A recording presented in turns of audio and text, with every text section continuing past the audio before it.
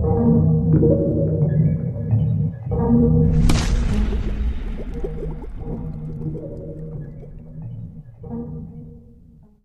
Bapak Ibu Saudara, selamat pagi, bersyukur buat hari ini. Renungan kita pagi ini sesuai dengan bacaan kita sudah sampai di dalam kitab Ulangan pasal 14, 15, dan 16. Pagi ini kita akan merenungkan di Ulangan pasal 14 ayat 28 dan 29 yang berbunyi demikian.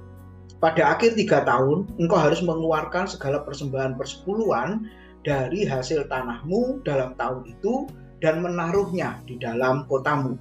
Maka orang Lewi, karena ia tidak mendapat bagian milik pusaka bersama-sama engkau, dan orang asing, anak yatim, dan janda yang di dalam tempatmu akan datang makan dan menjadi kenyang, supaya Tuhan Allahmu memberkati engkau di dalam segala usaha yang dikerjakan tanganmu. Amin. Judul firman Tuhan pagi ini adalah persembahan persepuluhan relevankah?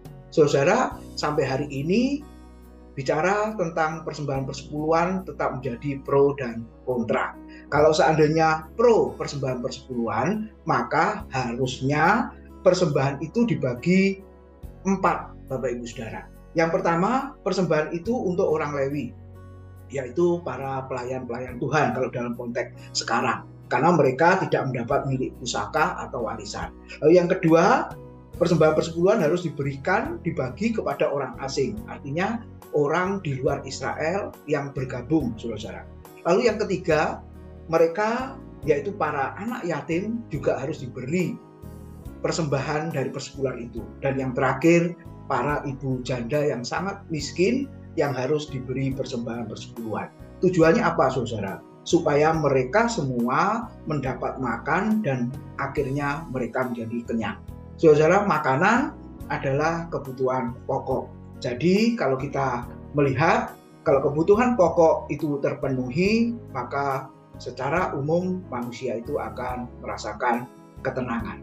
Nah, kelompok yang kontra, saudara, karena persepuluhan itu adalah bagian ritual ibadah orang Israel pada zaman Perjanjian Lama. Dan kita ingat ketika Yesus datang ke dalam dunia, maka Yesus bukan membatalkan hukum Taurat, tapi memenuhi atau menggenapi hukum Taurat. Artinya apa, saudara? Hukum upacara keagamaan yang salah satunya adalah persembahan persepuluhan itu sudah digenapi oleh Kristus. Jadi ceremonial law, upacara keagamaan orang Israel, saudara, mereka melakukan sampai Kristus datang atau Kristus mati di atas kayu salib. Ketika dia mati di atas kayu salib, dia berkata sudah genap. Artinya apa, saudara? Hukum-hukum Perjanjian Lama, terutama upacara keagamaan, sudah digenapi oleh Kristus. Artinya kita sudah tidak melakukannya lagi. Lalu yang ada apa untuk zaman sekarang? Yang ada adalah persembahan, Bapak Ibu Saudara, dari setiap jemaat yang mengasihi Tuhan untuk diberikan ke gereja atau diberikan kepada hamba Tuhan, supaya hamba Tuhan itu mengatur semua persembahan itu.